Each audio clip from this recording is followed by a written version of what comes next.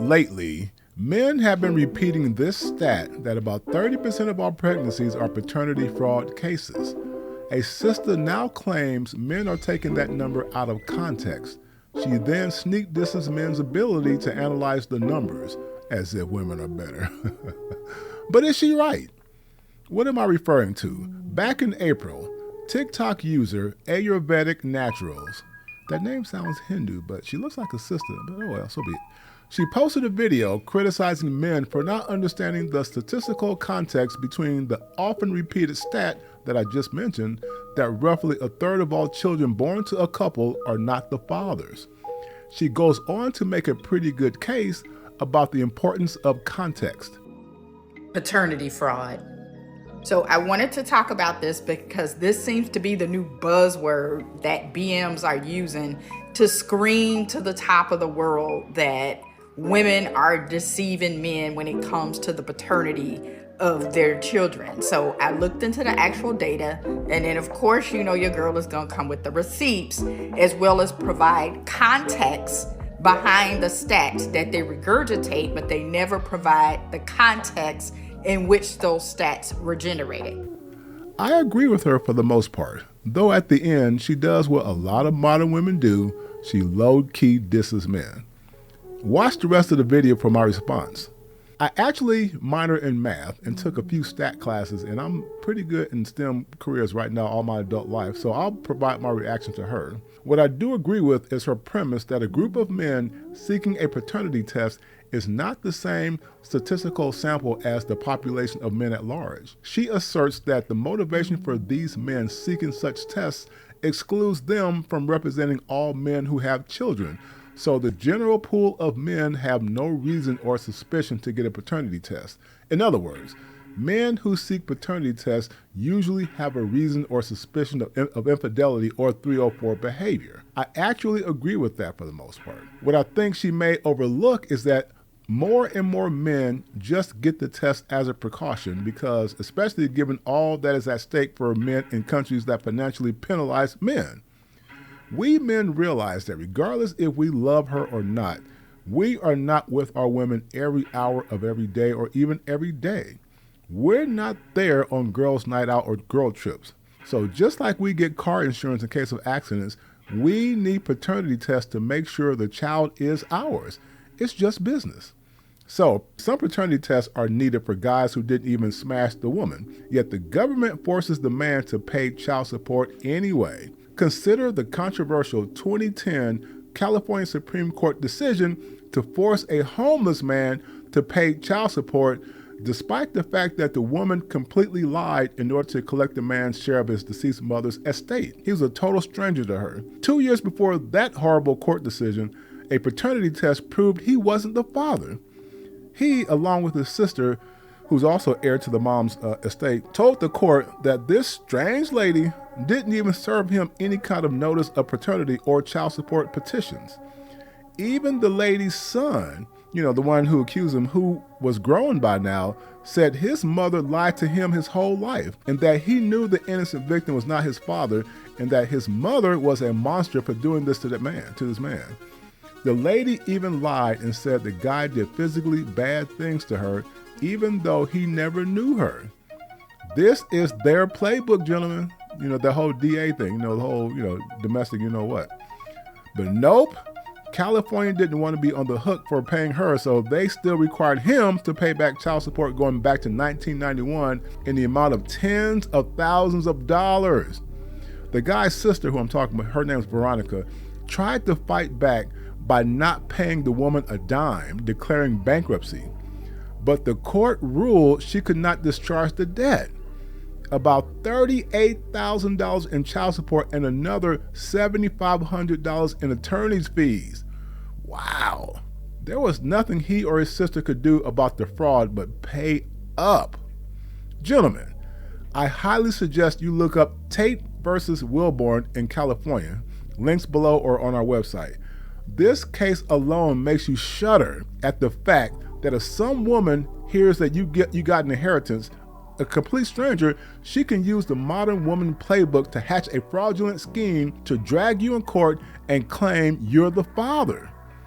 This case tells you the extent to which bad women will go to rob good men, and how far pro-feminist states like California will allow such women to go even to the Supreme Court. They'll allow them to go that far. Astonishingly, not only did this guy and his sister lose the case on appeal, they had to pay the fraudulent woman all her legal costs, which probably took the rest of their late mother's estate money. I may do a separate video on this tragic case, because if a complete stranger can do this to you, imagine a woman you smash raw without knowing she's just as capable of this horror. Anyway, I hope Sister Ayurvedic in this video understands how women today have far more opportunities to cheat than women ever had throughout history.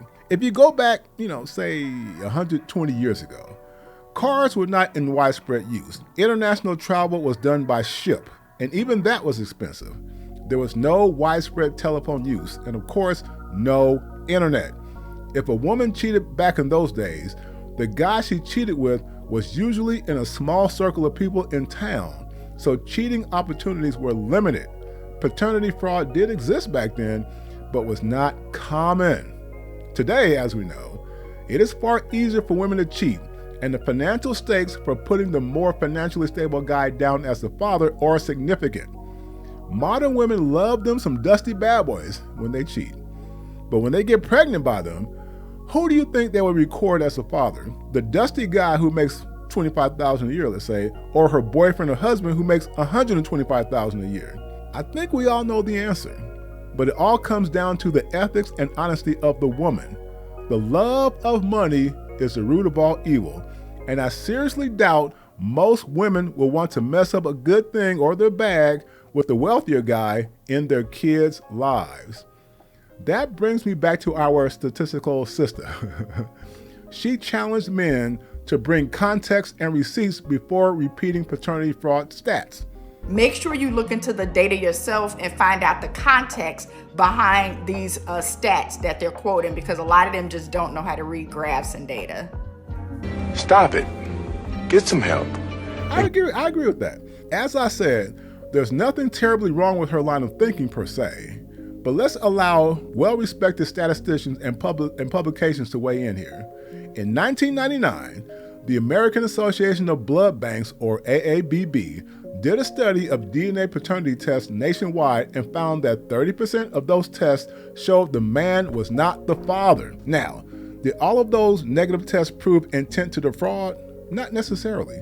Sadly, some women who smash multiple guys in a short period of time are not sure. In that little fog of doubt, they just passive-aggressively default to the more stable guy as the father because they really want him to be that man, the father. However, other women know exactly who the father is, but choose to be dishonest. Either way, this is not fair to the one she names as father. So, our Ayurvedic sister criticizes men for using outdated stats from decades ago. Again, I kind of agree. We all have to keep in mind that stats are a snapshot in time.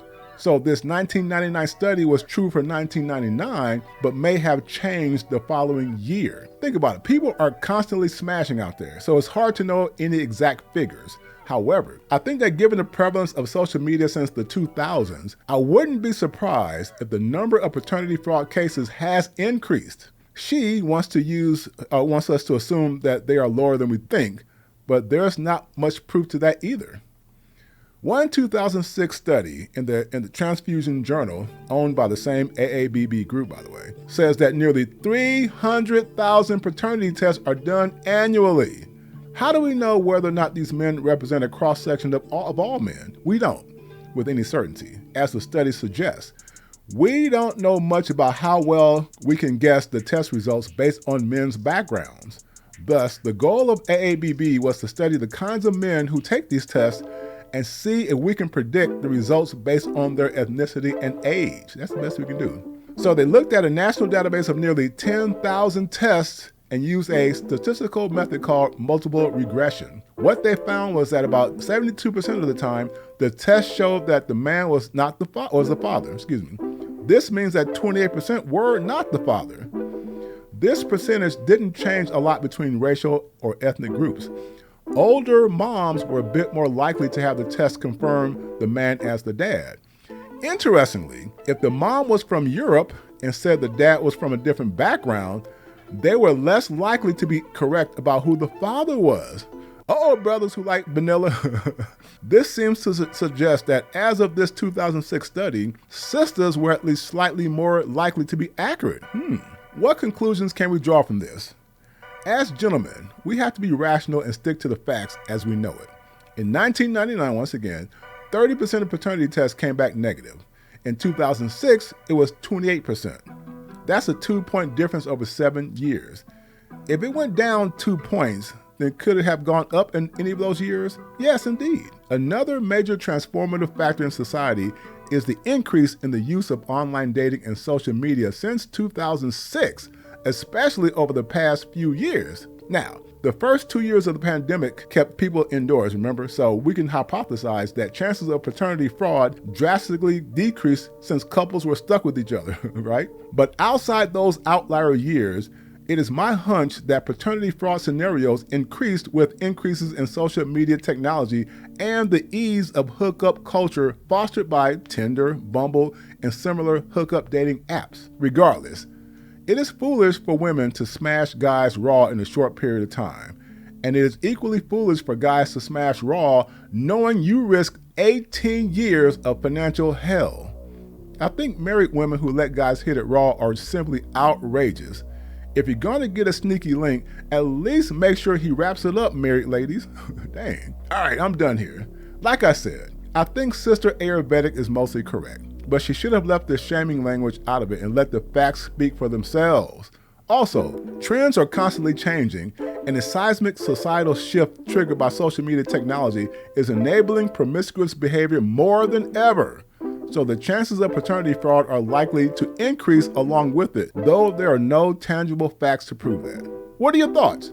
Comment below. The apocalypse of good men continues.